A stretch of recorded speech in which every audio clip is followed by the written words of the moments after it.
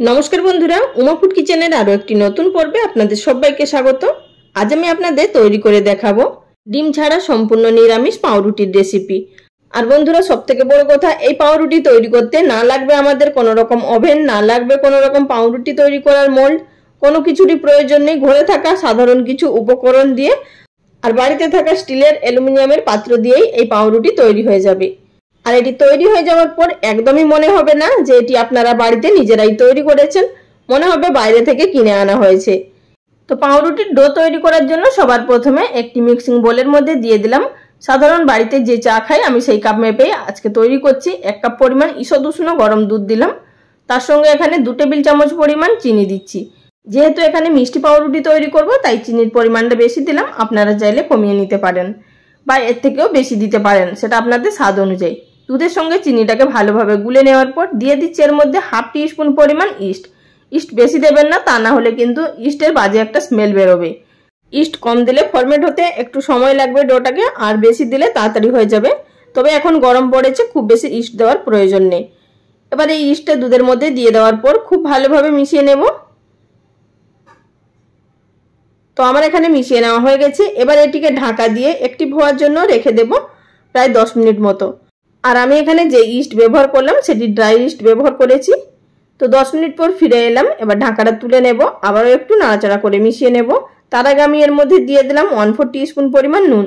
নুনটা দেওয়ার কারণে পাউরুটির স্বাদটা কিন্তু বেড়ে যায়, খেতে খুবই ভালো লাগে। আপনারা অবশ্যই নুনটা দেওয়ার চেষ্টা করবেন, এতে করে টেস্ট খুবই ভালো আসবে। তো নুন দিয়ে দেওয়ার পর ভালোভাবে নাড়াচাড়া করে মিশিয়ে নিলাম। এবার আমি এর মধ্যে অ্যাড করে দেব 1 কাপ পরিমাণ ময়দা। যেই কাপ মেপে দুধ নিয়েছিলাম সেই কাপ মেপেই প্রথমে আমি এখানে 1 কাপ পরিমাণ ময়দা ব্যবহার করছি, পরে আর 1 কাপ ময়দা ব্যবহার করব। প্রথমে এটি দিয়ে ভালোভাবে মেখে নেব, তারপর বাদবাকিটা অ্যাড করব। আর অবশ্যই মনে রাখবেন এখানে যতটা দুধ নেবেন তার ডবল পরিমাণে এখানে কিন্তু ময়দাটা ব্যবহার করতে হবে। এটাই কিন্তু সঠিক মেজারমেন্ট, এতে করে ডোটা খুবই স্মুথ তৈরি হবে। তো প্রথমে 1 কাপ ময়দা দিয়ে ভালোভাবে মেখে নেওয়ার পর এবার আমি আরো 1 কাপ ময়দা এর মধ্যে দিয়ে একটি চটচটে ডো তৈরি করে নেব। আর বন্ধুরা, ভিডিও চলাকালীন ছোট্ট একটি অনুরোধ, যদি আমার চ্যানেলে কেউ নতুন দর্শক বন্ধু হয়ে থাকেন আর ভিডিওটি দেখার পর যদি আপনাদের ভালো লাগে, চ্যানেলটি সাবস্ক্রাইব করে নেওয়ার অনুরোধ রইল। পাশে থাকা বেল বাটনটি অবশ্যই প্রেস করে রাখবেন, এতে করে আমার পরবর্তী ভিডিও নোটিফিকেশন সবার আগে পেয়ে যাবেন। আর ফেসবুক পেজ থেকে যারা দেখছেন তাদের কাছেও রিকোয়েস্ট রইল পেজটি ফলো করে নেওয়ার জন্য।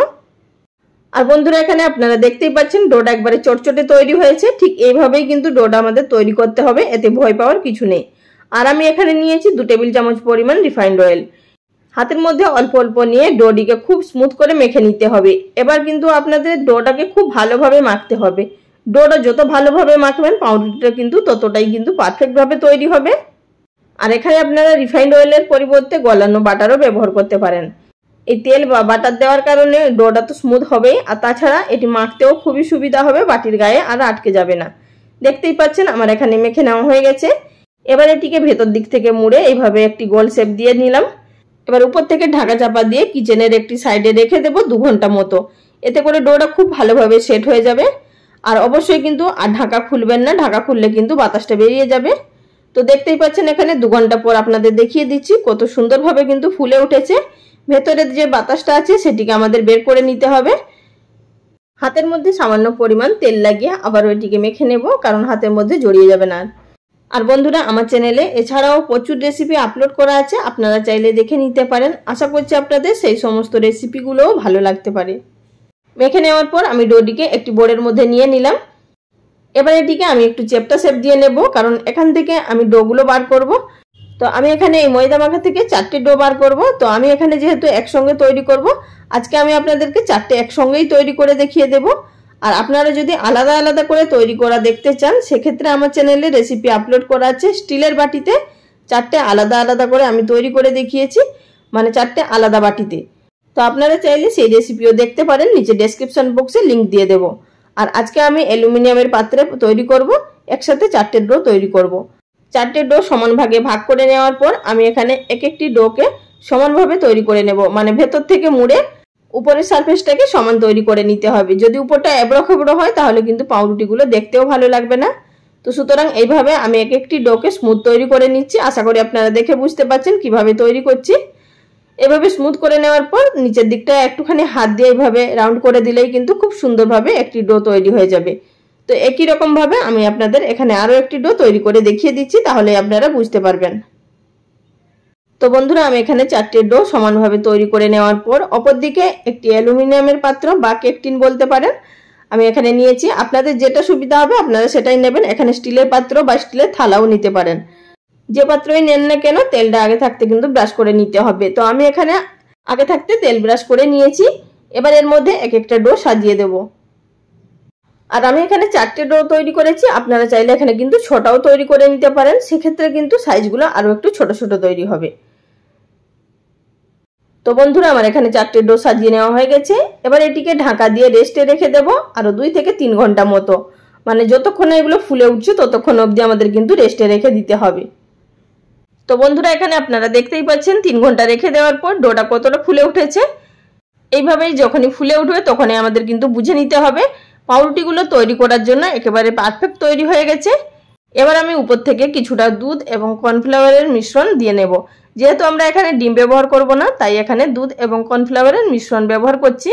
তো এখানে হাফ টিস্পুন পরিমাণ কর্নফ্লাওয়ার আর 2 টেবিল চামচ পরিমাণ দুধ দিয়ে ভালোভাবে গুলে নিয়েছি। এবার এর উপরে ব্রাশ করে নেব। এতে করে হালকা একটা হলুদ ভাব আসবে। আর আপনারা যদি ডিমের কুসুম দেন তাহলে কিন্তু একটু মানে খয়েরি ভাব আসবে, মানে কালচে খয়েরি যে ভাবটা আসে সেটি কিন্তু আসবে। আর দুধ দেওয়ার কারণে এখানে কিন্তু হলদে ভাব আসবে। তো বন্ধুরা এখানে কর্নফ্লাওয়ার এবং দুধের মিশ্রণ দিয়ে খুব ভালোভাবে ব্রাশ করে নেওয়া হয়ে গেছে। এবার চলে যাব এগুলোকে বেক করার পদ্ধতিতে। আর এগুলো কিন্তু খোলা অবস্থায় বাইরে রাখা যাবে না, তা না হলে ভেতরের বাতাসটা বেরিয়ে যাবে। এখন চলে এসেছি গ্যাস ওভেনে। গ্যাস ওভেনে একটি কড়াই বসিয়ে তার ভেতরে একটি স্ট্যান্ড রেখে 5 মিনিটের জন্য হাই ফ্লেমে প্রিহিট করে নিয়েছি। মাঝখানে আমি বসিয়ে দিলাম বাটিটা বসিয়ে দেওয়ার পর উপর থেকে ঢাকা চাপা দিয়ে দিলাম এবং ভেতরে যে একটি ছিদ্র ছিল, মানে ঢাকনার উপরে যে একটি ছিদ্র ছিল সেটিকেও বন্ধ করে দিয়েছি। এটিকে আমাদের লো টু মিডিয়াম ফ্লেমে বেক করে নিতে হবে প্রায় 20 থেকে 22 মিনিট পর্যন্ত। তার মধ্যেই কিন্তু খুব সুন্দরভাবে বেক হয়ে যাবে। তো বন্ধুরা এখানে দেখতেই পাচ্ছেন 20 মিনিটের পর আমি এখানে ঢাকাটা তুলে আপনাদের দেখিয়ে দিচ্ছি কত সুন্দরভাবে কালার চলে এসছে। আর আমাদের এখানে পাউরুটিটাও খুব সুন্দরভাবে তৈরি হয়ে গেছে। যেহেতু এখানে উপরের সারফেসটা একটু শুকনো মনে হচ্ছে, তাই আমি উপর থেকে এখানে গলানো বাটার কিছুটা ব্রাশ করে দিচ্ছি। অবশ্যই কিন্তু এটি ব্রাশ করে দেবেন, এতে করে উপরটা খুবই স্মুথ এবং নরম তৈরি হবে। তা না হলে কিন্তু উপরের সারফেসটা একটু ড্রাই মতো হবে। হালকা একটু বাটার ব্রাশ করে নেওয়ার পর এবার এটিকে ঢাকা দিয়ে রেখে দেব যতক্ষণ না সম্পূর্ণ ঠান্ডা হয়ে যাচ্ছে।